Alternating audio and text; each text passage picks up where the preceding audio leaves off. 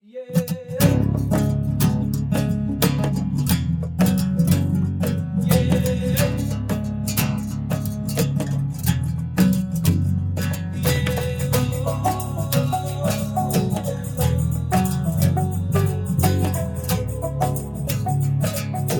to the Into Wilderness podcast. We hope everyone is having a good summer holiday still, and the farmers are in full force out in the fields in the UK right now. I've seen them all over Scotland harvesting furiously. So if you are one of those farmers, hello, and hope we can keep you company for a few hours while you're harvesting. I heard that it's been tough because there's been so much rain, Daryl. There has been quite a bit of rain. I guess where we are for once in Scotland, there hasn't, but there has been a lot of rain for the rest of the country. Yeah, there hasn't been any rain here at all. In fact, no, it hasn't rained in the last 2 months since I've been in Africa. It's definitely rained in the last 24 hours here, so only a short spell though, but nothing abnormal, out of the ordinary here. In Namibia, they would love to have some rain. They are I can imagine. Really so desperate. I mean, their rainy season's coming up, and I just can't even imagine what's going to happen if they don't get any rain this year. It's but they need pretty bad serious amount of rain though, because like a light sprinkling just won't do anything; it'll just evaporate. Well, interestingly, I was talking about that, and what they don't want is a shitload of rain for it to just like come and go. What's far better for them is like 4 or 5 days of light rain. Because in many places, there's not really a problem with water, as in like the dams still have water in them, so those will fill up. It's just that the ground needs like persistent moisture so that the grass grows. So if you just get all the rain in one day and then it doesn't rain for 2 months again, even though it's a large volume, it's not a lot of use. It fills the dams, but it doesn't really help the ground that much. Yeah, the plants need time to soak up over a number of days. Yeah, exactly. Yeah, but I am in South Africa now. Gone from Namibia, DRC, back to South Africa. And I'm just killing a couple of days, catching up on some work and paperwork and emails and articles and podcasting before doing the last leg of the trip to do some photography and filming and actually have a lot of meetings and hopefully record a handful of podcasts as well. So that's the next couple of weeks before going back to sunny Scotland. And when this show goes out, I will in fact be in Norway. I'm there for a week, so it's going to be good fun going to see our good friend Lisa, who's been on the show before, her wedding. So that's what I'm there for. Pleasure this time. So in this podcast, you're going to be hearing from Brad Christian from Sitka. And this is a podcast we recorded way back in March. And I think it is the second last podcast we have from the States from that trip. So we think we've done a pretty good job of spreading them out throughout the year. Well, we're in August now. So yes. You're probably going to hear another one in the next, 6 weeks or so. And then that'll be the last one from our first chunk of recording in the United States and indeed our first trip. This is a great conversation with Brad. We recorded it at the Sitka headquarters. He gave us a wee tour around there as well. We talk a bit about his background, how he got into it, the companies he was involved in before, including a company that he set up himself, which was a clothing company actually, like a kids' clothing company.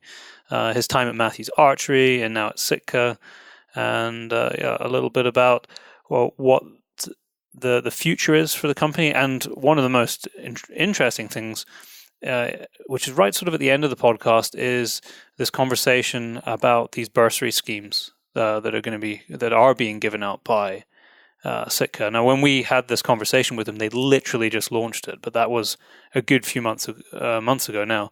So all of the information is 100% up on their website. So when you hear him when we're asking him questions and he doesn't fully know what the answer was, like, will they support, international applications? All of that is now on the website. Yeah, so it's probably a good time to actually put this out because all the answers are now there. Yeah, and I think that they have granted some money to various projects already. So I'm sure you're going to start seeing the evidence of that and the benefits of that support coming back. Yeah. Well, I'm excited to re-listen to it again because, like we said, completely forgot we even did this show. Yeah, it kind of slipped by. It went under the radar, and it was only when I was looking through in my to edit folder, I was like, hey, Brad, how did we forget you? But anyway, we haven't forgotten. We're on the back burner, but now everybody's going to hear the show. We had lots of positive emails and messages from the last show, with Alex. With Alex, all really great to see. And I've actually been starting to put the odd thing on Twitter now, which I never thought I would. But I've been trying to just up the game a little bit on Twitter because there seems to be a lot of people that just want bite-sized information on there, and it seems to be working quite well. Actually, we're getting quite a few people commenting and messaging us on Twitter. Yeah, that's good. Yeah, well, since we've kind of been Facebook, I suppose. Yeah, exactly, and Facebook is just—it's not just us saying this. There's so many people out there just saying how impossible it is to use for business or getting information or correct information out there.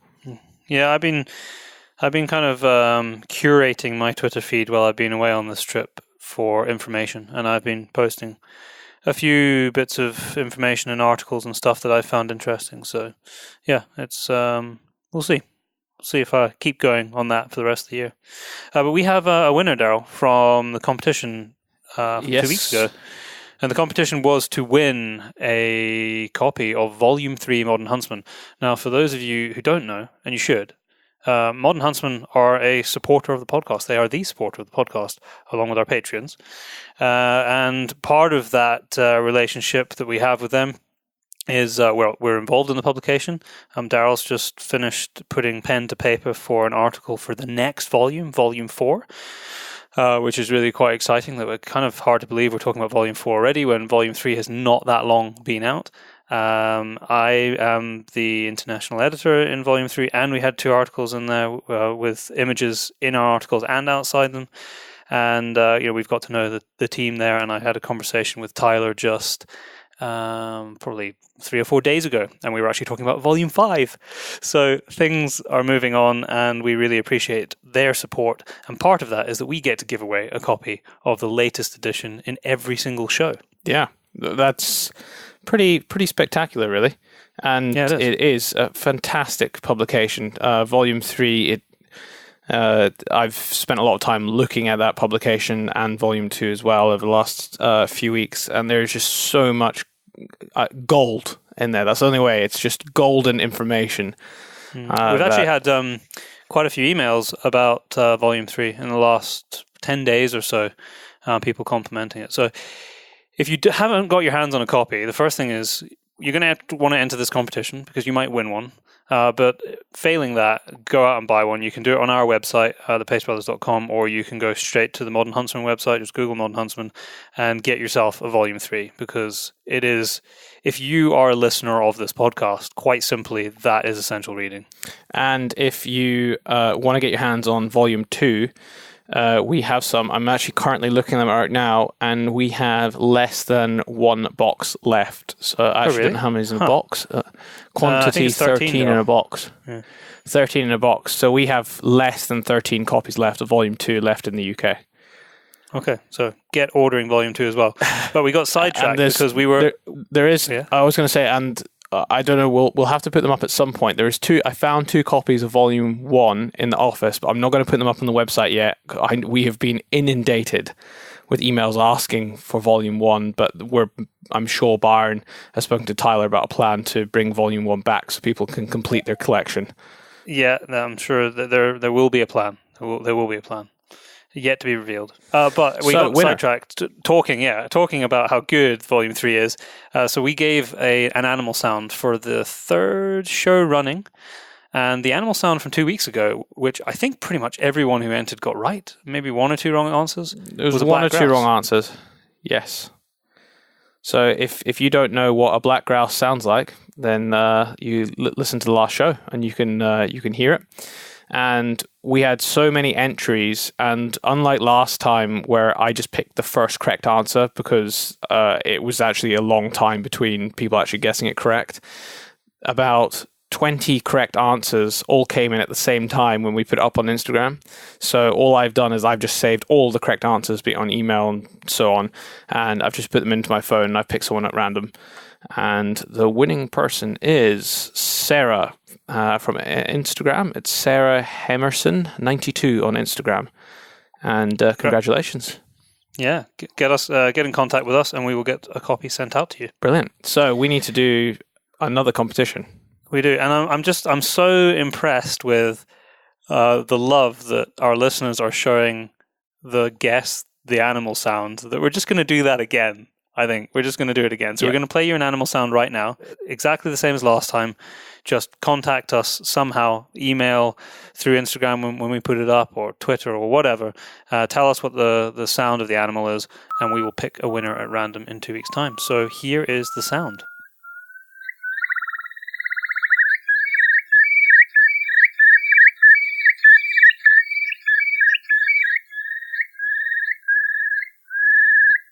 Are you going to decide what the sound is that we inserted into that bit, Byron?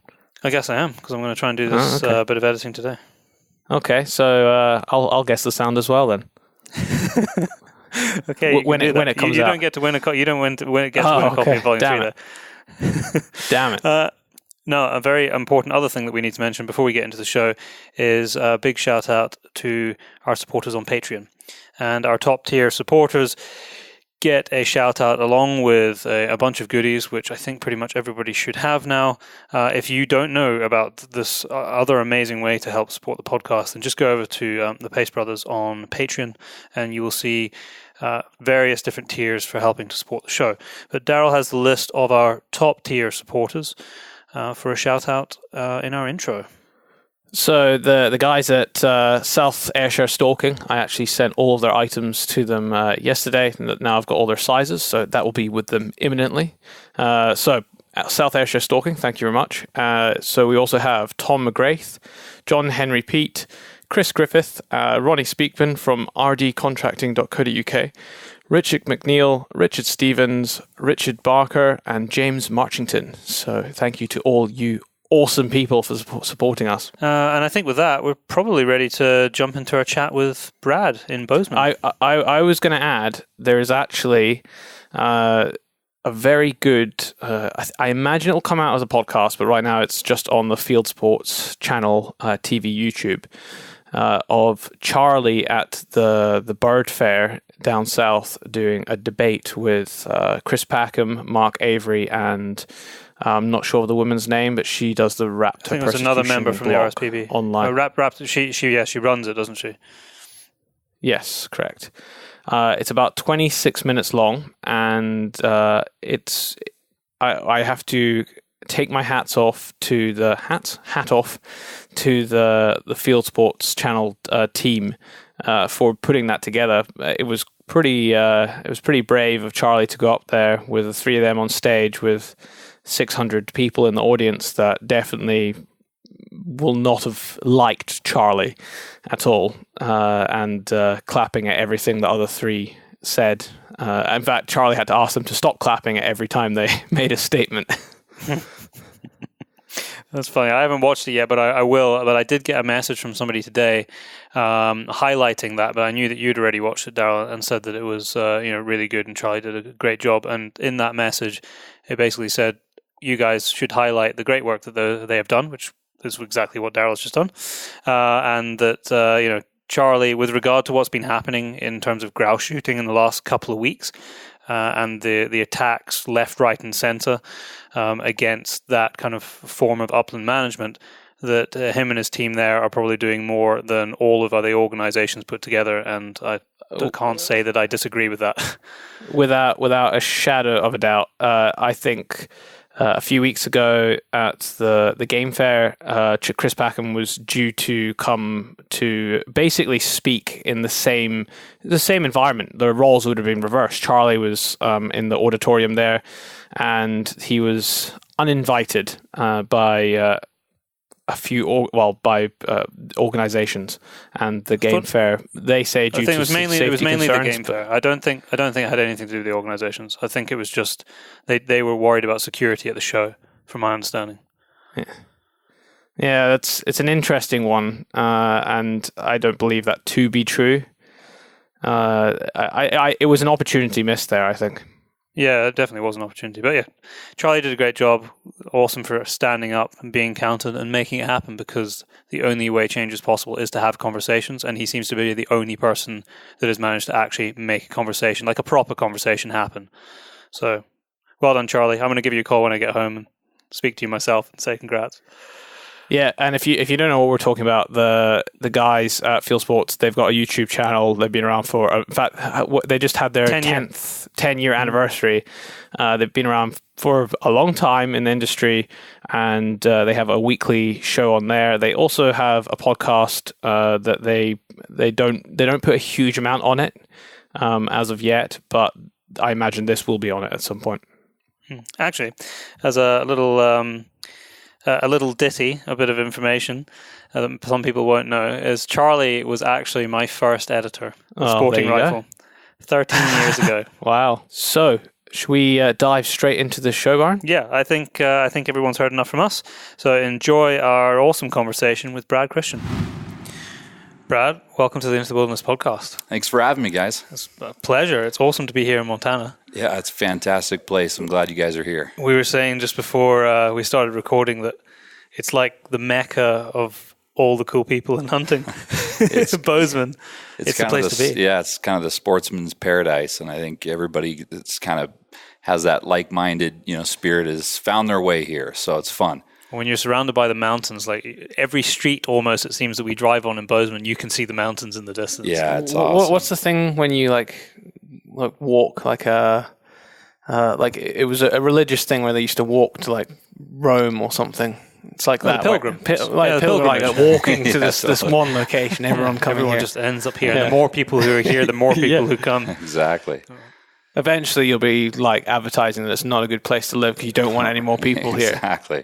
I know. I can't say I don't like it because I'm a transport. So everybody wants to be the last person through the gate, But we welcome everyone. So it's we're just kind of coming to the end of show season. How's that been? It's always manic. Yeah, it is. We just had ATA and then shot and sheep show, and then Western hunting is going on today, I believe, in the next couple of days. So yeah, it's been crazy. I've been trying to stay home the last couple shows, just hit ATA and shot hard, and been enjoying the weather, doing some skiing, and it's been nice. So not as hard on me. I'm not a skier, but apparently the snow that we've had the last couple of days has been top notch for skiing. Yeah, it's been awesome. Better than trade shows. We were with a friend of yours, Brett. Yeah, a couple of days ago. Yeah, absolutely. What a cool guy. Yeah, such a cool guy. He's got a great heart, total adventure, wild man, knows his stuff. Yeah, he's a good guy. And his fishing history blew me out of the water. It's legit, right? Yeah. Yeah. That's a man that knows his fish. Yeah. But he's very understated about it. Like, you got to really kind of get it out of him. It's like the more questions I ask, it's like, bloody hell, you really have done it all. Yeah. You'll like reference some country and stuff. But the stream down by the thing with the two trees or something. And you're like, what? Yeah. Because you were talking about that place in North Australia where you'd been.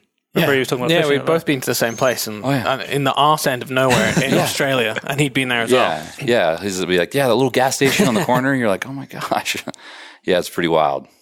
That the film that you did with him, that was Proving Ground. Yeah, appreciate it. How did that come about? What was the catalyst for making that film? Because we watched it just the other day. I'd seen it before, but we watched it again before we were meeting with Brett, and it's certainly the way it's come out. It's a cool film. Yeah, it's kind of the slick flow of it is quite different to other stuff that's out there. Yeah, appreciate it. Yeah, so So I've been shooting for Matthews for a long time, and part of their product development process is, they're, as Matt McPherson, the founder of Matthews, who's really under the radar. You'll never see photos of him with a deer or an elk, or, he doesn't, come out a lot. He's just real understated dude. And so, as he works on a prototype, he'll often, send it to, a couple of people and just ask for feedback. And it's a really cool process because it's not something that's shown in the archery world very often. You don't ever see raw bows. And, years ago, I used to be the brand manager for Matthews Archery. And so, when I came to Matthews, I started seeing kind of behind the curtain and the process. I was like, oh, whoa, that's what a raw bow looks like. Oh, that's how this works, And so as we started talking about it, we're like, man, we should just be authentically kind of showing that process. And we were talking, I was like, what if when that bow arrives, we just film it, And they're like, yeah, let's just do it and just see what happens. And so, yeah, we just kept talking about it and started filming it, just kind of shooting selfies. And the other part of it was the last 5-10 years, everything's gotten really cinematic in the hunting space, And sometimes I think technology is cool, but it's kind of started to trump story. It's more about like slow motion shots than having a good story. Sometimes story's key. Yeah, story's key. And I really believe you can make a great film on an iPhone. I almost did it with this last film. But just kind of wanted to swing the other way a bit and just kind of be super raw and film. So we filmed like crazy. Like the amount of footage we have it was kind of ridiculous, to be honest. But yeah, when we came time to edit it, it was fun to like see all those moments and build something that was super quick and fast. And you must have had a good editor though, because it was a young kid. Slick. Yeah, exactly. We shot it with the edit in mind. So like all those transitions and everything, you kind of got to go into it, when filming with an idea. Yeah, exactly. So we went into it with all the transitions mapped, like kind of a flow of how the season would go in terms of where we'd be hunting, the course of all the bows that would be arriving, and then kind of shot it that way. Is that why the bows were white? Because they were like the raw product. I love the fact you had to go spray paint. Right. Yeah, the first bow, first bow is always just like raw aluminum. So if you see in the film, it goes really fast. The first bow is just like straight up raw aluminum, feels kind of weird. Everything's real temporary. And then, the second one, it showed up with just like the base coat that's under all the camo normally. It just had a base coat on it. And so we were like, oh, whatever. And we started using it. And it was like, man, I don't know if this is going to help us. Because sometimes with antelope, they see something white from a long ways away. And they're inquisitive. It's really interesting. And so we kind of even tried that, like showing it to them. And sometimes it worked a little bit. And sometimes they were like, ah. And so, so Brett was coming up over this rise. I don't know. I think there might be a clip of it. And this buck spots him and he just gets busted and he's like, screw this, I'm done, And so, we just went and spray painted him and it was fun. We had a good time making it. The end of it was awesome. I said that to Brett when you phoned up the guys. Oh, yeah. Said the bows are shit. Yeah, totally. we had him going, man. I was texting him beforehand. I was like, man, they're like, what's going on? I said, well, it's a mess. We've come out of the mountains. Brett's getting groceries. Like, I'm on the side of the road trying to figure out what's going on. And they were like, oh my God. And they're like, yeah, I don't know what's going on. I need to FaceTime you to show you the cam. And I was just making up stuff, And I had them going so good. And so when we FaceTimed them, they're like, well, what's the problem? They were pretty worried. So it was fun. Yeah. How much time of development goes into something like that? Oh man, it's because we've seen you bow. Well, I mean, as I was saying to you earlier, we don't have bow hunting in the UK, but I keep tabs on what's happening in the States, and it seems like every season there's a new bow out, but it's a lot of work, I would imagine. Yeah, I always feel, I can't imagine the pressure that Matt and his engineering team have on them, because it's interesting, like with guns, they don't say, hey, I'm going to make, a new, reinvent the, the 30-06 every year. Because it is what it is. It's like it's new powder, maybe. Yeah, sure. But like every year, I mean, it's like, it's a lot. And the bow and arrow, what's so fascinating to me is that it's like one of the most original tools of like mankind. I mean, if you rewind, I mean, I'm sure that first there was like hucking rocks at stuff, and then maybe throwing a stick and then sharpening it. And eventually you're like, what if we shot the stick, Genghis Khan basically took over the world with the bow. Yeah. And so it's like, this is something that's been evaluated by, humans since like, the beginning almost, and here we are with like on the timeline. So you have like whoever first put a stick and a string together, and then you have like the 2019 like prototype shows up and you're like, I'm like on the far right of the timeline. You feel kind of like this you're on the edge of the cliff. Yeah, basically. You feel like this cool sense of like you're for a moment, not because I did anything, but as a recipient of that gift that is, these engineers and people working to innovate. So yeah, it's pretty cool. Innovations today in archery, it's not like they're leaps and bounds, generally it's like, you're kind of fixing, a few percentage points at a time. Matthew's switch weight technology this year, you can now change your draw weight without having to switch your limbs, which is kind of a trip. Wow. Yeah, it was kind of by how much? You can change them 10. So let's see, you can change them 5 pounds in either direction. So 10 pounds. So like to be able to, before elk season, put on a 5-pound additional mod on my bow and shoot 75 pounds, which normally you'd have to get new limbs from the factory and re-sight in. You still have to sight in, but it was pretty cool to be able to have that extra energy, on elk. So pretty cool. Good innovation. Yeah. So what was your journey to Matthews? Because I don't really know much about your background to that point. Sure. I'm guessing you were one of the people who grew up hunting and fishing. Yeah. Grew up hunting and fishing, just loving it. And from the time I was born, my grandpa I think the best word for it was like he just pursued me. He was every year. It was like under the tree was like a long box, and you're like, it's like I wonder what that is. Every time he'd see me, we go shoot, and so that pursuit was just like totally relentless. And you get good at shooting when if you're like basically born doing it. It's like throwing somebody said, hey, throw a baseball. Like I could go throw a baseball because I've thrown one a long time, not because I play baseball a lot, but I've just been doing it a long time, and so, that's kind of what happened. And then once you get into college, you kind of, at least I did, and I hear it a lot, you kind of start to find your own way, and, you're kind of thinking about what's next in life. And then, we had some friends and we went out shooting. I'm like, oh yeah, heck yeah, shooting. Like I know how to do that, because it was like familiar. And then you go out and you're good at it, which is fun because you're like, oh yeah, like it's second nature, and you're like, I'm going to keep doing this. And so I kind of picked it back up. Not that I ever left it, but your focus changes a bit. Yeah. And so I got super into it. And then later in life, I just kind of, it wasn't like one day, but it was somewhat sudden through different life events where I was like, life's really short. I had somebody close to me pass away, and I was like, man. What I feel, like this passion, that I feel for hunting, and when I'm out watching a sunrise by myself in like an epic location, I feel like I'm just going to explode, and I want to just shout, because it's so pretty. I'm like too passionate to not do what I love full time, because I'm going to die one day. And it was just like, I need to do this and figure it out. And so, I just kind of went for it. Everything from I wrote a letter to Sitka. I wrote a letter to where Matt we're sitting McPherson. now. Yeah. I wrote a letter to Matt McPherson, the founder of Matthews, and then eventually wound up starting. We were pregnant with our first child, and wanted to buy him clothes that kind of represented our lifestyle, but still had style. And I couldn't find anything, so I was like, I'll just make them, And so I started like making some like rad like little tees and stuff like that. And then I had friends who were like, "That's sick, I want one." I'm like, "Okay." And before I knew it, I'm like, well, I'm just going to make more. And I'm like, well, maybe we'll sell them. And then before I knew it, it turned into a company. And all the hunting influencers, that I work with today, the ones that had kids that were in that range, like started becoming fans of the brand. And like, so I got into the brand? It was called Button Buck. I sold the company. And anyway, it was super funny. Like I never had any intention of like owning a kids clothing company. So in the start, you were sewing things together.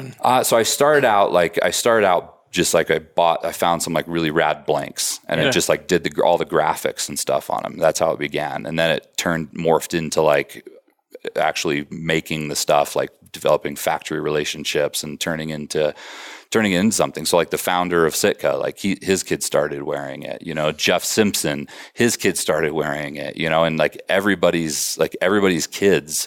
That's like seriously, like everybody I work with today, not everybody, but like a lot of the influencers today that, I work with on a daily basis, those relationships started way back then when their kids were still around. It is, but I don't know exactly what happened after we sold it. They wanted to move all the factory stuff overseas. Okay. The garment, they had something that it's still around, but I don't know exactly what's going on with it. But yeah, it was a super fun life stage thing, to be honest, and I am very passionate about youth and hunting and I have 2 daughters who shoot and have been shooting since they were practically born. And how old are they now? 7 and 9. Yeah. And they're Oh, they know what they're doing. Oh yeah, they're They not shoot messing bows around. as well. Oh yeah, I'll show you some pictures here in a minute. Yeah, they shoot bows. I mean, you can see them on my Instagram account too. But it's it's a kick. And so I try to stay pretty focused on youth stuff. National Archery in the Schools program, is an awesome youth program that exists, and try to spend a lot of time doing that. And just anything I can do to get youth involved, just so that this great heritage continues. This is here just a shot on Instagram when she was 4, but look, check out her little form. Look at that. Wow. She knows where her anchor point is. Yeah, and so that's what she was 4. She's dead serious. That's awesome. crazy. It's pretty cute. So yeah, it's fun, man. It's fun. But yeah, so from there, wound up, I kind of started to build a relationship with Matthews. People there, their kids were wearing the stuff, and then they called me back one day and they said, what you've done with Button Buck is really amazing. And imagine you basically have no marketing budget. And I was like, yeah, pretty much. It was just seeding product. And they said, what could you do with a budget? And anyway, they eventually moved my family and I out there. And so where's Matthews based? Wisconsin. Yeah, Wisconsin. So I grew up in Colorado, and so that was total, change for me. My wife's from California, so it was like, all right, Wisconsin. So it was awesome to be in whitetail country and do that, and had just an awesome journey there. They were at a pivotal point, in the company, and it was really fun to kind of help, develop a new, kind of direction for storytelling there, and they've continued on an awesome path, and we've got great relationships there. And then got a call from Sitka. And so how long were you with Matthews? A little over 3 years. Yeah, and then got a call from Sitka, and we had a relationship with Sitka already. Just a great friendship and working relationship, and it's the only other place I'd probably wanted to go. And so came here to help craft and be part of this team here and where we're going. So it's been a fun ride, man. Wow, it's been a really fun ride. And you get to live in Montana now. And I get to live in Montana. Bozeman. Matthews is one of only 2 brands of bow that I could name. So they must have done a bloody good job. Yeah. With them. Well, you must have, and the team that's there now must have continued to do a good job of the marketing. Yeah. Given that we don't even have bows, but I could name them. Yeah, the Matthews is the big one, and Hoyt, Matthews and Hoyt kind of compete, kind of like Ford and Chevy do. Yeah. They compete really well together. You almost need competition. They need each other. Oh yeah, they compete honestly is what's nice. Neither of them are doing any weird. You know what I mean? They they both kind of have their lane and their different kind of directions, if you will, that are both cool, and they compete really well together. So that we've always, when I was at Matthews, we used to always say, we appreciate them as competitors. It was like a good kind of competition. Healthy competition. Yeah. So good people over there. So what's your role here at Sitka then? I'm the brand director for Sitka. So my role is I kind of think about, championing experiences, how the customer interacts with us. Everything tells a story, right? If you're walking down an alley and you see some guy that looks kind of sketchy walking towards you, it's like there's a story. You're like, I wonder if that person's gonna, kill me. It's like, you're wondering that because it's dark, because it's, what he's wearing, maybe because it, right? And so, we think about story and like, what is the experience? What is our brand? And how do people encounter us when we answer the phone? What are our people like?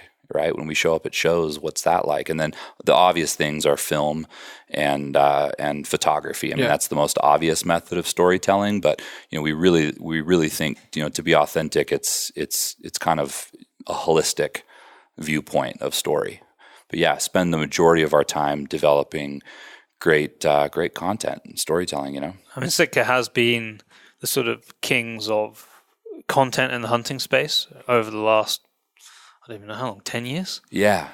Yeah. They put out some really cool stuff. The video making film as we do. You watch everything. We can appreciate that probably more than many people because we know what goes into it. And there's been just some incredibly cinematic productions, but also great stories. Yeah. And pictures.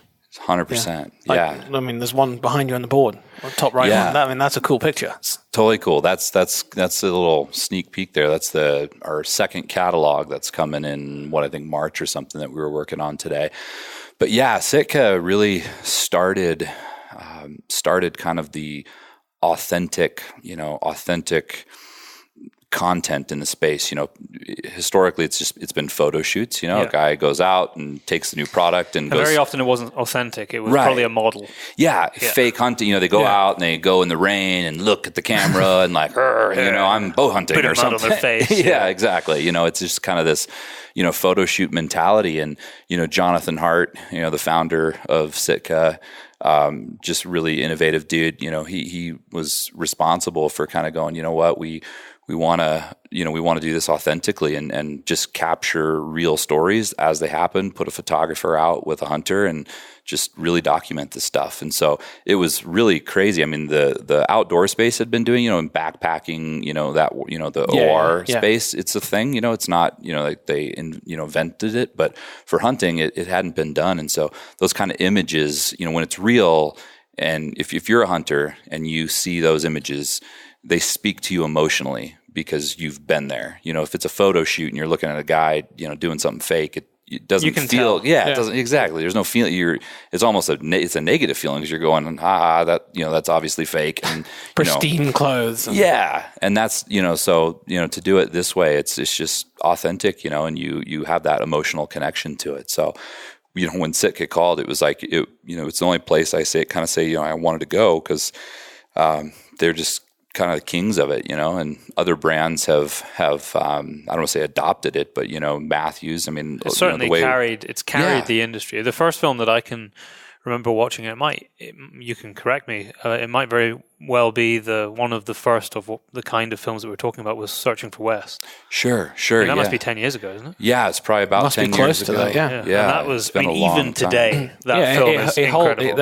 It holds up to all of the films still today. Absolutely, great film. Did super well. There was other stuff like it. I don't want to say like it because it wasn't really like it, but shot cinematically, shot authentically, or whatever. But that was kind of the first. A little bit longer form, really story driven, very high production value. I mean, still to this day, it's like, there's stuff pulled off in that film. Helio Collective, produced that film, and those guys are, they don't come from the hunting space. They film for like, vans, skateboards, and like all that kind of stuff. So they kind of came into our space, and it was like, sweet. That must have been interesting for them. Yeah. So Chris Murphy, really rad dude in town. He used to be a professional skateboarder, and he got a hold of that thing, and it was pretty cool. I mean, So it's been a really fun ride. Our focus, as you can tell, just even from looking up at that, it's just to continue to be authentic, tell real stories. This Tajikistan image, I love this, behind us with this kid, and you're just kind of wondering what the story is there, know. Yeah, I'm intrigued. Yeah, it's that's not out yet, no? It's only when you actually spend a bit of time, as in more than 6 hours, 1 or 2 days, where you actually capture the really cool images. Because it's you need the time in between where just stuff just happens. Exactly. Be it an animal walks out in front of you, or I don't know, just unexpected things often take the best images. Absolutely. I often, tell our photographers and people kind of when, giving direction, as a whole for the year or whatever, but it's, the moment the camera turns off is often when you should turn it on, because you see, okay, all right, we got it. People take the cameras off, and then it's like, all right, and the emotion comes out and people are hugging because something happened, and you're like, turn it back on, because it's your mind. But if you just constantly film and just, kind of step back and be a fly on the wall and don't get involved and just let things play, the real life stuff happens. And that's the beauty. And even that image of, Dustin Rowe, he's such a rad dude, and, just juggling, being goofy. Just being, so much of our time as hunters is spent laughing, and being that camaraderie, right, among, kind of brothers, if you will. And fun stuff. But behind all of that, you have some of the most technologically advanced clothing in the world. Yeah. Absolutely. That must be a bit like the bow story that we were talking about earlier. That must be a continual drive and push. Where does that happen? Is the R&D here? Is it in the building that we're in now? Yeah, so it's a combination of places. One, in the basement of this building, it's all key fobbed off. There's, really? Yeah, it's the Bat Cave. So down there's a whole product development area in the basement. That's the whole footprint of this building. So they've got some wicked cool stuff that, is being planned out to, there's one development in there going on right now that's set for 2022. So it's a long way ahead. Yeah. So they're thinking that far ahead. Yeah. It's a 2020. It's slated for 2022. That's the planning, for it. So, they're constantly innovating, and the relationship we have with Gore is incredible. Gore, is in Gore-Tex. Does just the most. It's kind of mind blowing what they're capable of. A lot of people don't know, but the EPTFE, which is what Gore-Tex is made from. That stuff, has existed in the iPhone. It's gone to space, in cables. It's used in, electrical cables. It's some really high tech stuff. And so the development process there and the ability we have to test these ideas, because it's one thing to go, okay, I think this jacket's better or warmer, or it's going to, do this, but it's another thing to apply science and prove that out. And so, the climate chamber that we're able to test in there, we can go to, I don't know what is their negative. place. Yeah. Well, where are they based? They are based in Delaware. Okay. Yeah. So if you on our, we did when we launched the women's film, we did some shooting in there, and that it's like this huge, looks like a spaceship, but it gets to like minus, I don't know, freezing up to hotter than heck. And we got treadmills in there. We can create storms, rain, everything hooked up to, heart monitors, and it's really trippy, what can be accomplished there. They have these mannequins that are like six figures, they call it like wires coming out of their eyes that like can, show sweat and oh yeah, it's really cool. And that's the fascinating stuff, because again, it's one thing to go, I think this, but to prove it out in a lab, that's really cool. I didn't realize how scientifically technical it was. Yeah, it's super. That's really our foundation is science. So like our camo, pattern, our concealment, it's the first, I might be the only, but concealment pattern that, instead of just trying to, mimic something like dressing up, like a tree, if you will, it was like, well, let's instead, look at what we're trying to be concealed from ungulates, so hooved animals. So let's, get a bunch of scientists together, study what, how these animals view the world, how does their eyesight work? And then let's develop a pattern that's designed to kind of trick that vision. And so that's where, that kind of digital looking micro came from, is based on that. It's very classically Sitka now, everybody knows it. Yeah, exactly. Now it's like, you see it and, it's kind of been not duplicated, but, other brands have kind of, taken it on a bit. Yeah, taken it on. But that's all founded in like some really remarkable science, which is pretty cool. We just try to go, hey, let's see what science says and then go from there. What about the field testing? Because science is very important underneath it, but ultimately it has to work in the field. 100%. So we've got products that aren't going to release for years. They're already, Stephen Drake is leaving on today's Friday, is leaving this weekend sometime for BC. And, he was just in here yesterday picking up some prototypes that won't be out for years. Really? And he's going to put them through the ringer and come back with, notes all over him going, this sucked, this was great, this, and it's just that authentic. I was hoping to catch him while he was in town, but we didn't manage to. Yeah, he's been running hard. He's been dashing. But so it's just that, field testing's everything, man, because you just don't know. Sometimes you go out with something for like a day and you're like, oh, that's cool. But it's not till, what I like to say is like, you do life with it. Once you do life with something, you kind of start to go, oh, like you think about your phone. You've been doing life with your iPhone. If you have an iPhone, I do for a long time. It's like, well, I don't like this about the phone. Because over time, you're just like, that sucks. But you don't really know that. Why haven't they changed? It's often like, why have they done this? Yeah, but you don't know that until like you have, you know what I mean? You kind of, it takes a while. If you have it for a week, it's like, oh, it's my favorite, It's amazing how many. Sorry, I was just going to say, and you need that period of time, because in a week you could have the same weather. In Scotland, less likely. You probably have 5 seasons in the day, but you need that extended period of time for one, wear and tear. Secondly, the weather. You need different temperatures, rain, snow, whatever. You just need that time. Because me and Byron have tested some things in the past. It's the most frustrating thing in the world when you put something on and you're not wearing it for very long at all, and you're like, has anyone even thought about this? Did they just design this and make it and not test it? Because a lot of stuff I've used, whether it be garments or whatever, it doesn't matter, any bit of equipment, not even just in the hunting space, in like the film space as well. I'm sure that very little of that's been tested whoever tested it was shit.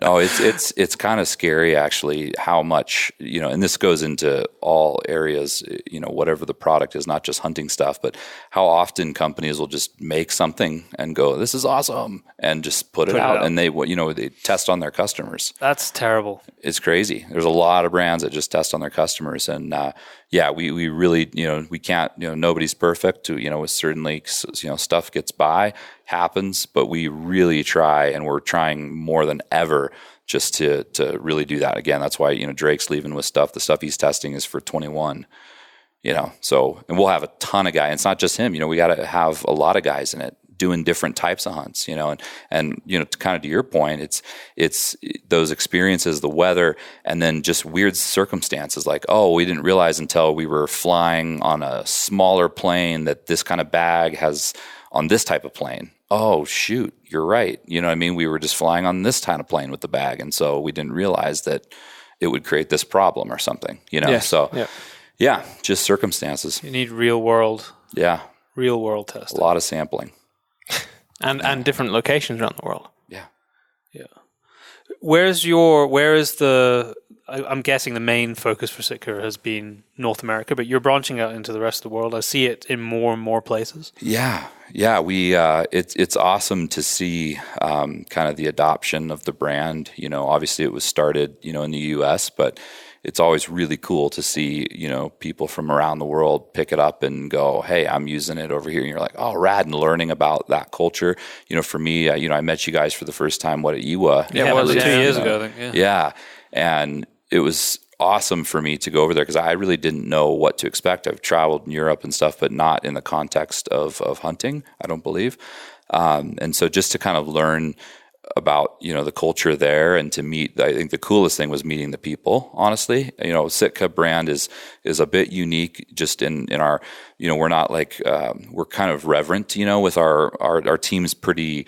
Just like our hunters, our athletes, they're pretty low key, not like fist pumping, you know what I mean. Kind of they're pretty chill people, respectful, and all that. And so I was like, man, I wonder what it's going to be like when we meet the team over there. Like, I wonder, is that going to translate, right? Certain cultures, certain people, like, what are they going to be like? And I was so stoked to meet. I spent awesome time with a whole bunch of different people, met you guys and having dinner with people, and just to see that kind of feeling we have as hunters, and that reverence and that respect for nature, and the awe we have for it, and all that, just being kind of global, that feeling of just, hey, we do the same thing as you do. It's different how it takes shape and how it takes form. It looks like this, but it's like at heart, it's like the same thing. It's the same community. Yeah. It's like the same kind of, just, I don't even know what the word is, but it's just like, it seems ancient, it's like in you, to be a hunter is like kind of something that's in you, Yeah. And it's very easy to find the common ground then. Yeah, exactly. It is that deep-seated connection. I always feel like some of the best relationships I have with people, probably actually most of the best relationships I have with people are people I've hunted with. Yeah. But normally hunted with over, not just like out for a morning or out for a duck flight, right?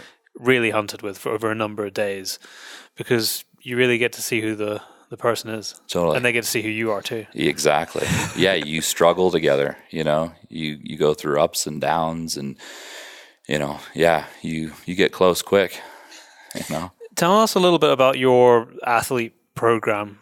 Maybe you don't call it that, but you have ambassadors who, there's some of the big names in the hunting industry, and they do incredible trips and hunts all the time, all around the world.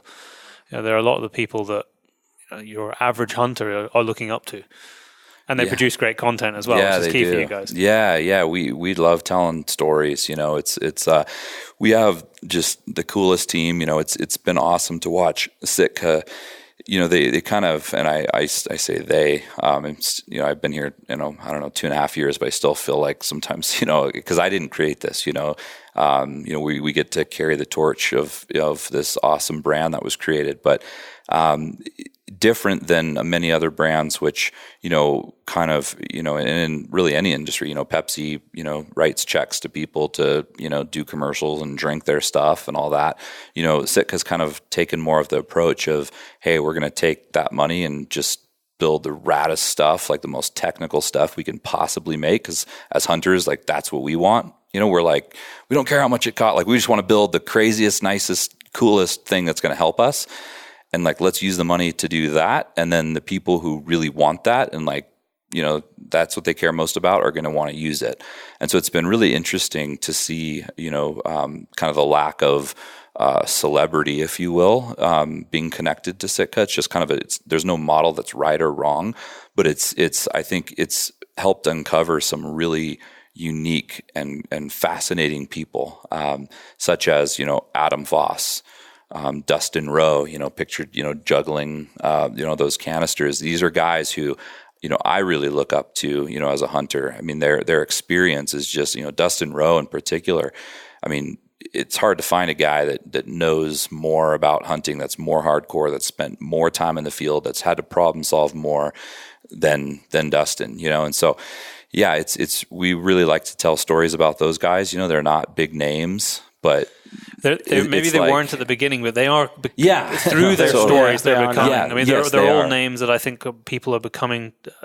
They're coming to the point where if you name those people, they're like, yeah, I've definitely heard that somewhere. Yeah, exactly, and that's the power of like social media and the world. It used to be, if you rewind 15 years ago, it's like whoever has a TV show or what, like, it's like this. You have to be on this huge platform to be seen, and then nobody else. It's like you have everybody, up here, and then everybody else is non-existent. Yeah. And social media in the world we live in now, it's really cool because everybody can have a platform, and so you got touche. Guys like Dustin, Cole Kramer. Yeah, that's another one. Yeah, such a rad dude. These guys now, because people are telling their stories. They're not that they want the limelight, but they are becoming because it is an honest reflection of what they're doing. Yeah, exactly. So they're kind of becoming household names among like this, people that are looking for those stories. I think it's like this, there's this whole, connected web of people that love these stories, and like the heart and emotion in them and the honesty. Yeah. Yeah. So we love telling, that's, we're going to be doing a lot more of it this year. It's really cool. We're going to be spending even more time with those kind of guys and gals. Rachel Attila is another one. She's just like ridiculously cool, sheep guide. I mean, she's amazing. So yeah, we've got some really cool stuff planned with her. And again, just honest stuff. We're just going to capture her lifestyle because she's really doing it. We don't have to send her somewhere or, make something not mocked up. No, we're just going to go and show you what her life's like, This wasn't going to be my next point, but I nearly forgot about it when you were talking about the development aspect. You're now doing block colors, just single shades. Yeah. How did that come about? Was that for the European market, or was that something that was coming out of the States? No. So it's a good call. So Sitka, was developed, out of a problem. Jonathan Hart and Jason Harrison, together they were, sitting on the side of a mountain trying to wait out a storm, freezing in the rain, miserable, wearing, cotton, junky clothes and going, this sucks. We should not be freezing right now. If we were backpacking and wearing, products that came from, those kinds of brands, we'd have great technical layers, but hunting hasn't gone there. And so our focus was like, let's solve that problem, right? And we've been doing that now for, over 10 years. And as we grow, it's like, okay, well, this is really awesome, but hey, as a whitetail hunter, I've got to go out and, work the back 40, and I'm spending, months out of the year being a hunter. Like I don't have a tag in my pocket, and it's not season date, but everything I'm doing is all part of the hunt. And I'm wearing products that are made for things different than what I'm doing now, hanging tree stands, like, who makes the clothes for hanging tree stands. I mean, so, we're wearing other brands and kind of putting the best workwear type stuff together. But it's like, man, what if we take the same, ideas about problem solving and put it to use in those applications? And so that's what we're looking at. We're talking to our athletes about, hey, what are the next closest adjacency, things, as part of your, your harvester hunter lifestyle that you want to see us solve and attack. Like if Sitka made a running short, what would that look like? If Sitka, you know what I mean? And so it's been really fun. So you're delving into all aspects. Yeah, all aspects of like our hunting lifestyle. Like that's what we talk internally as we're developing stuff. It's like as hunters, we're not defined by like our season dates. We don't stop becoming a hunter, when the season ends. I'm still just because you're fletching off the mountain. I'm still shooting. I'm still, planting food plots. I'm training. And so, yeah, our hope is to we want to provide value and improve the life of hunters 365 days a year. And so we're really excited about that. Sitka have also taken a really positive stance on our responsibility as hunters and the kind of message that we portray to the outside world. And we've seen a lot of that through the films, but I know that is something that as a company you're continuing to push harder and harder on. It would be great to hear a bit of sort of expansion on that. It's something that I've talked a little bit about to Charles Post, who's also involved with you guys. But it would be interesting to hear how that sort of has come about.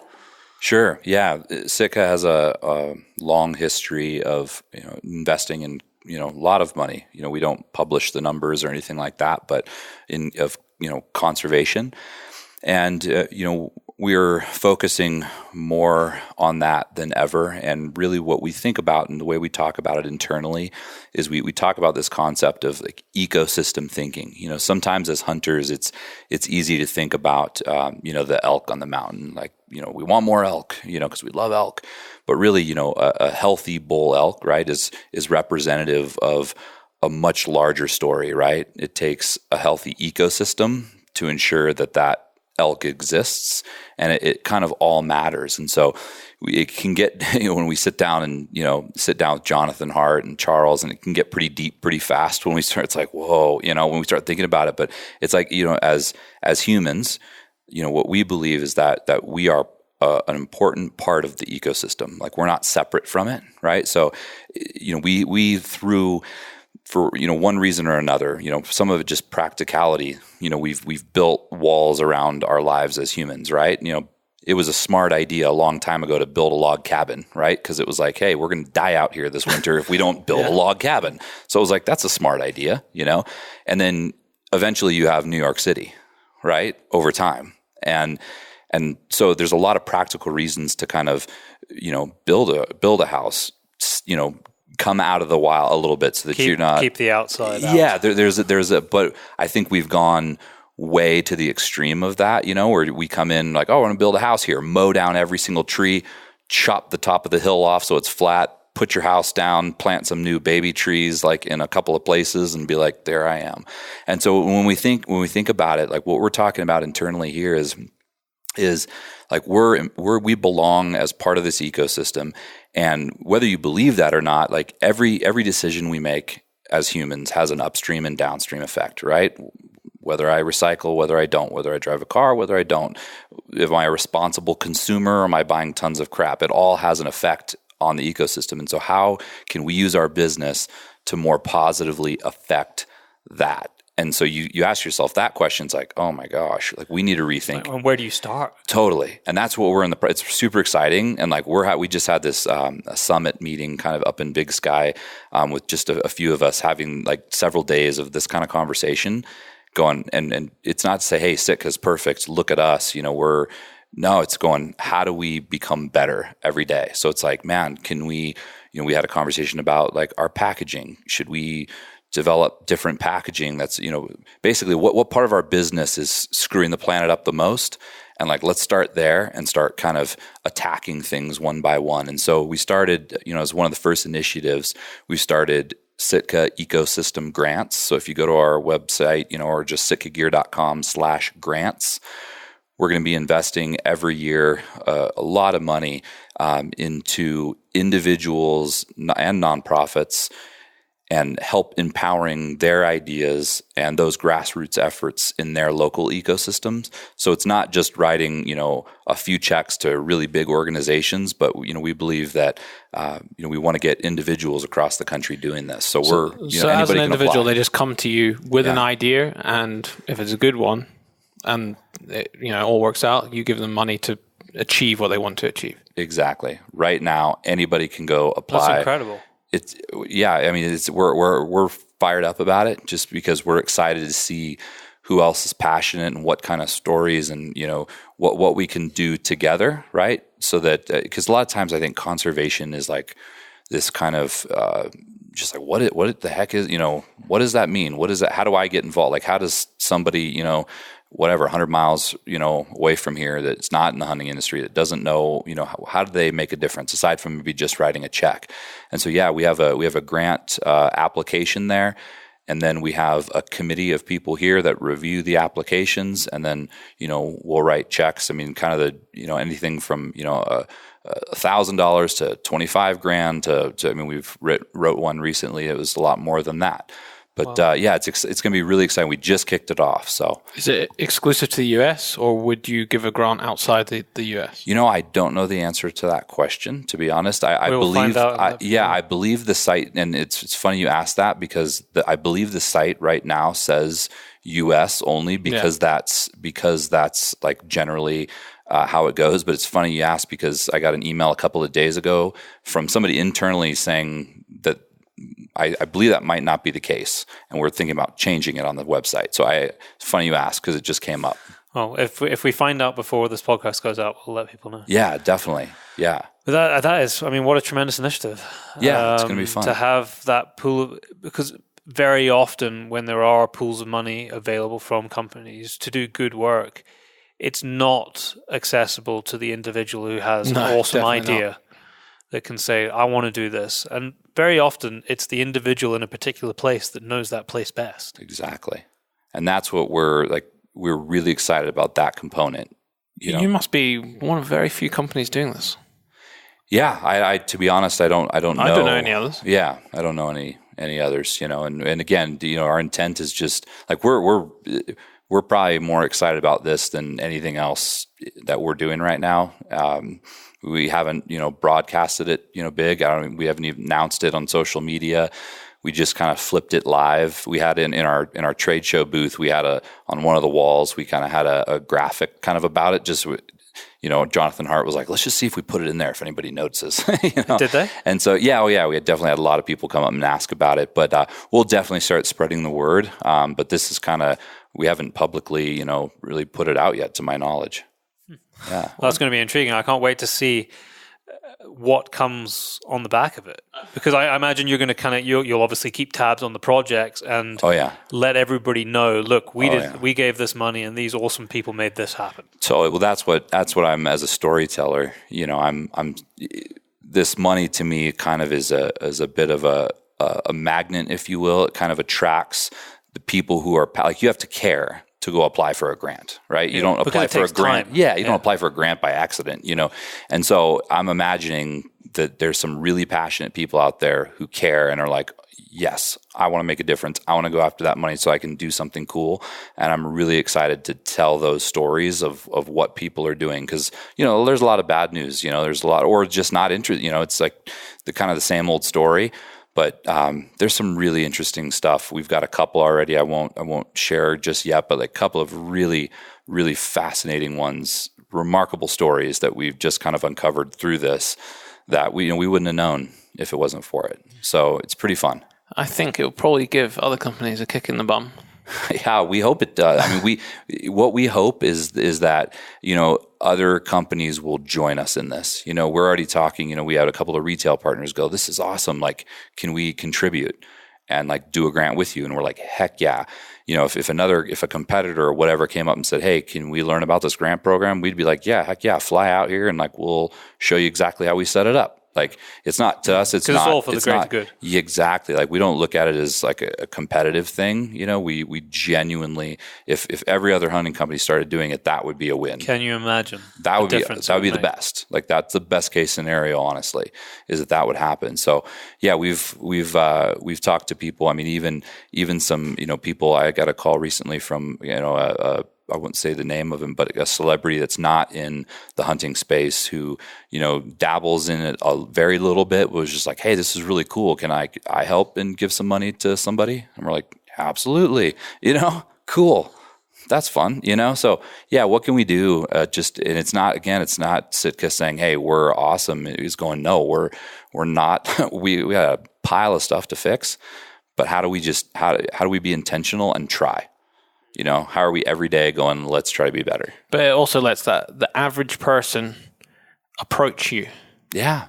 Yeah. Like have a door in to say, hey, like, can I have a chance at something? Absolutely. Which doesn't happen very often. No, it doesn't. It doesn't. But that's the best, honestly, that's the best case scenario is that, because like you said, you know, individuals out there who live in that ecosystem that understand the problems because they're seeing it day in and day out. Those are the people that can really, you know, change something. Yeah.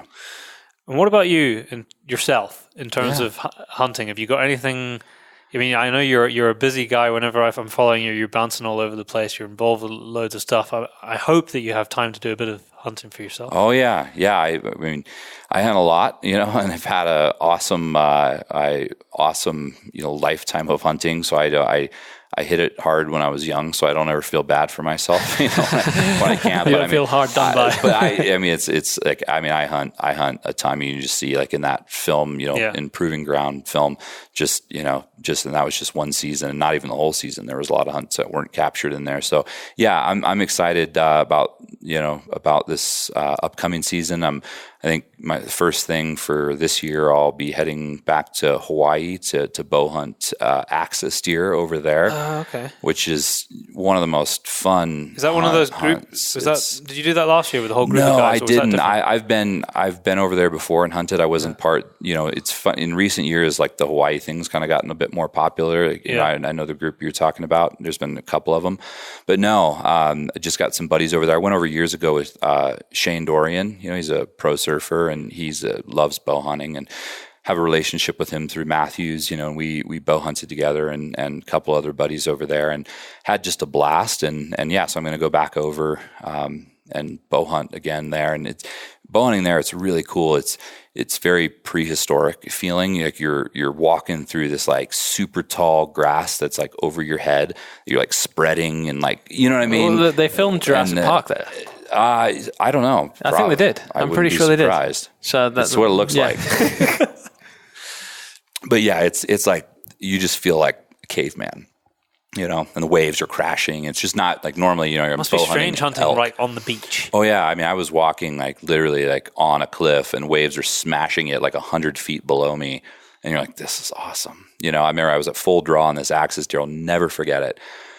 Pouring like a nice rain, not like an obnoxious rain, but like just a nice steady rain, and there was this huge rainbow in the background, and I was just like, "This is amazing." You know what I mean? It's just like the ultimate. You know, it's just a cool place. So I haven't been over there for several years to hunt, and so yeah, I start kind of the season I think there in June, and then kind of go into evereverying else.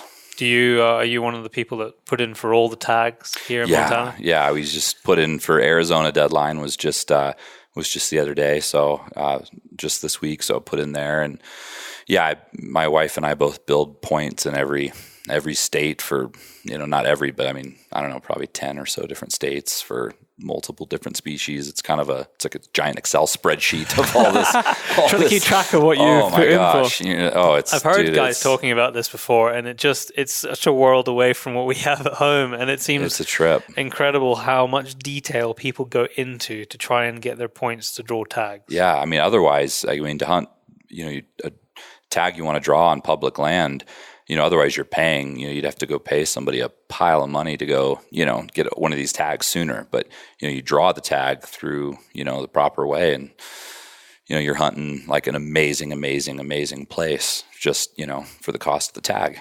So it's pretty sweet. Good way to do it. Yeah. It's a great way to be able to afford to do it. Yeah, exactly. It takes time. And, you know, it's not, you know, points, it costs money to apply, and they hold your money for, you know, some states hold your money for a while, and, you know, it feels kind of crappy because they're like holding, you know, kind of a lot of money before they finally return it to you. And if you don't draw, and it's not a perfect system by any means, but it does work. We're hunting. Yeah. I mean, you know, it's better than not. So what about turkey season? When's that? Turkey season, spring. Yeah, We spring. saw some turkeys the other day. Oh yeah, It's our first American turkeys we've seen. they're wild. They were just gobbling in the snow. Awesome. Yeah. Springtime. So I used to hunt turkeys a ton, like a whole lot, but don't hunt them that much anymore. But I love hunting them. I like bow hunting them, and yeah, it's kind of like elk hunting in the sense that you're calling to them and like locating them, and then setting up and trying to call them the rest of the way. And, do you need a tag to do that? Yeah. Oh yeah. And how many can you, on average, go and hunt? Depends on where you live. Okay. So like some states it's one, and then there's states where you can like shoot one a day. Okay. Yeah. The turkey recovery story it doesn't get talked about that much compared to the bigger species. Right. But it's incredible how few there were and how they brought them back. Yeah, exactly. Total conservation like win. Yeah, it was wild. Yeah, they were almost out, and brought it back. It's an amazing story. We actually were having that conversation in the office the other day about like somebody needs to tell that story, because it's maybe not it's maybe not as majestic or glamorous as glamorous as a bison, but they're it's funny. A cool story. They're funny creatures. Well, they're super funny creatures. I was reading something about it. This was quite a while ago, and they were saying that in the early days when they were trying, they realized they had a problem. They realized they needed to try and do something to fix the decline of turkeys. Is they were breeding them and releasing them. Yeah. But they were breeding them from birds that obviously had been in enclosures. It just didn't work because they just didn't survive. And it's just very similar with the story with the pheasants and other birds. Well, obviously pheasants aren't native here, but your other like grouse species in terms of recovery, it just didn't work. So then they realized that what they actually needed to do was they caught up wild birds to get them to breed artificially, but at least they were wild to start with. Yep. And then work on the habitat. Yeah, exactly. Yeah. But they just didn't have the built-in know-how of these birds that had obviously been in the back of a farmyard for generations, and it was just kind of bred out of them. They needed the genetics of the wild birds that still existed to be able to save the species. Yeah, exactly. Yeah, it's exactly. It's a natural. You take like a Thanksgiving turkey and we eat. It's like this big hunkin' fat thing, and then you go pluck a wild turkey and it looks like a little marathon runner. It's just because their life is spent trying not to die, being right. Just in the natural world, it's a totally different life. Tough. Yeah, it's super tough. It's super tough. But yeah, it's funny. They are goofy looking. It's like a lizard, had sex with a bird or something. It's like this dinosaur. They're pretty bird. ugly. Yeah, they're goofy. And the noise they make is just... it's bizarre. Yeah, the little, it's called a snood. Yeah, flopping around on the front. And then it sticks at it. So they're goofy critters, man. Whenever I've heard people talk about having a really good turkey hunt, it's made me feel like I just got to go and experience it. Oh. And if you say to somebody who maybe doesn't know anything or has never heard a story about turkey hunting, say, I'm going to go and hunt some turkeys. So you'd be like, what? Yeah. Why the hell would you want to go and hunt turkeys?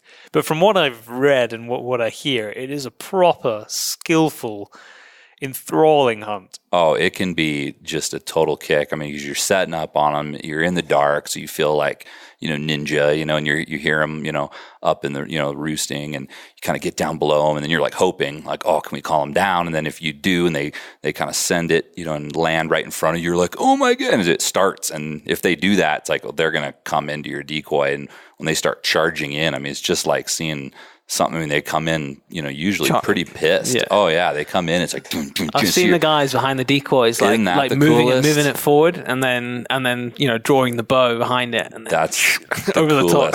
Yeah. This turkey's like breaks on as you see someone. Yeah. And they come in. They're ornery, man. They come in and fight. Just start destroying your decoy. Oh yeah, they just flying up and just beating the heck out of it. And yeah, it's pretty fun. But yeah, the guys that are crawling up on them, with a decoy, and there's some wild videos out there on that. Do you have a hunt that you like to do every year and you don't like to miss? Is there a certain hunt that's just under your skin that you just have to do every year? Yeah, I'd say. I mean, bow hunting elk is to me. That's where it's at. Yeah, it's just nothing else really.